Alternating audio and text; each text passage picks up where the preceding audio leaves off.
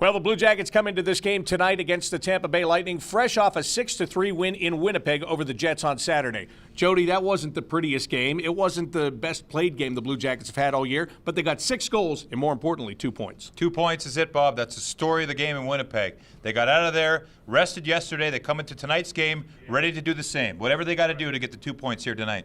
Now, 2 of those goals in that 6-goal game were scored by Mark Letestu. This is a guy that went 40 games in between goals this year. All of a sudden, he has 3 goals in his last 4 games. And Mark does admit 2 times that he's tried a little bit too hard this year, where he was squeezing the stick too tight.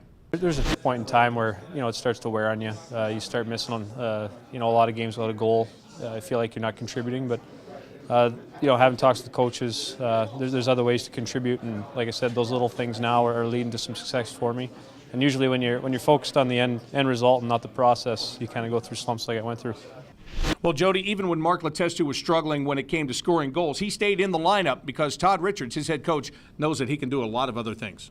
And Bob, one of the words that you use is trust. Letestu is a player that does a lot of really good things in his own end and all over the ice. For Todd Richards, that's a big deal. Yeah, he hasn't been getting the points. It's great to see him getting them now.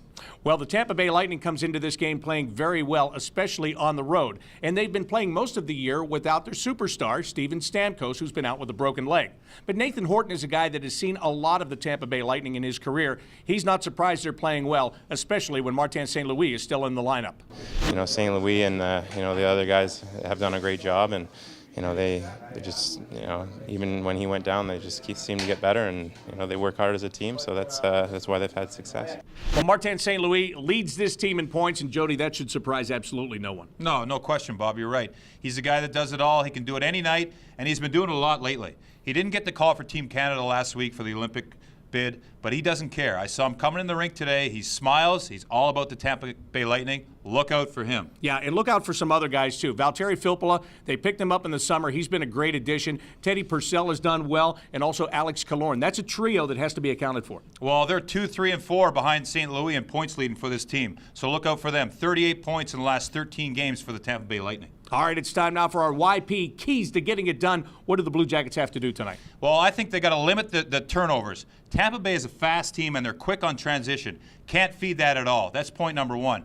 And number 2, work hard in front of their goalie. Their goaltending has been outstanding. They're coming off a 6-3 win in Philadelphia on Saturday at 1 o'clock game. They got to be ready to work hard in front, get those second opportunities, and put them in the back of the net. All right, that'll do it for tonight's Time Warner Rink Report. For Jody Shelley, I'm Bob McElligott. Enjoy the game.